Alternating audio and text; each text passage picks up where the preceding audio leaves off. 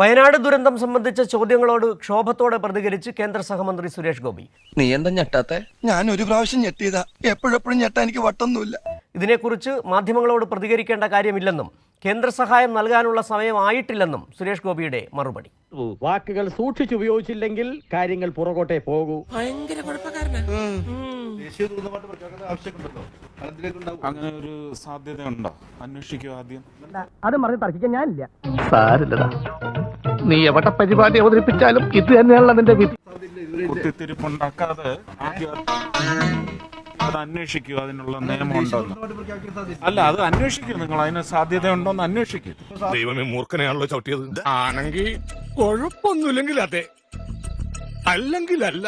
നമുക്കൊരു സഹായം വേണ്ട. സഹായം കേരളത്തിന് സഹായം വേണ്ടേ? സഹായം പ്രഖ്യാപിച്ചിട്ടുണ്ട്. അതിനുള്ള ഇടപെടൽ നടത്തിയിട്ടുണ്ടോ? അതിനുള്ള കാര്യങ്ങൾ നടത്തും. സഹായം മാത്രമല്ല, ഇനി ഇതുണ്ടാവാതിരിക്കാനുള്ള അതാണ് മുഖ്യം. എടാ, പറയുന്ന നിനക്കില്ലേലും കേൾക്കുന്ന എനിക്കില്ലടാ ഒരു ചളുപ്പ്. അപ്പൊ അങ്ങനെ കേരളത്തിൽ രീതിയിലേക്ക് പ്രഖ്യാപിച്ച അങ്ങനെ പ്രഖ്യാപിച്ചിട്ടില്ല ഇതുവരെ. അതിനുള്ള സമയം ആയിട്ടില്ലല്ലോ. ദുരന്തത്തിന്റെ ഒരു വ്യാപ്തി കാര്യങ്ങളെല്ലാം കണക്കിലെടുത്തതിന് ശേഷം സ്റ്റേറ്റ് ആവശ്യപ്പെടട്ടെ. അല്ല, സ്റ്റേറ്റ് പലതവണ ആവശ്യപ്പെട്ടല്ലോ. ഇപ്പൊ കേന്ദ്ര പാർലമെന്റിൽ എല്ലാ എംപിമാരും ആവശ്യപ്പെട്ടില്ലേ? താങ്കളൊരു കേന്ദ്രമന്ത്രിയാണല്ലോ. താങ്കള് അമൃതയാണോ? അല്ല, അതല്ല നമ്മൾ ചോദിക്കുന്നത്, കേരളത്തിലൂടെയാണ് ചോദിക്കുന്നത്. ആവശ്യമില്ലാത്ത ചോദ്യങ്ങൾ ചോദിക്കരുത്. അതിനകത്ത് നല്ല കുത്തിത്തിരിപ്പുണ്ട്. കേരളത്തിന് സഹായം ലഭിക്കുമോ എന്നുള്ള ജനങ്ങൾക്ക് എത്തേണ്ടതെത്തും. രാഷ്ട്രീയ വക്താവായിട്ട് വരരുത് പ്ലീസ്. നിങ്ങൾ അതിര് കിടക്കുന്നു. ഇതെന്തിനാ എന്റെ മേത്തേക്ക് വരുന്നത്? നീ കെട്ടിപ്പിടിച്ച് രണ്ട് ഉമ്മ തട്ടുക. പ്ലീസ്. അല്ല, ഇതുവരെ എന്ത് ഇടപെടൽ നടത്തി എന്നുള്ള കാര്യത്തിലൊന്നും പറയാൻ പറ്റുമോ? ഇല്ല, പറയാൻ പറ്റത്തില്ല.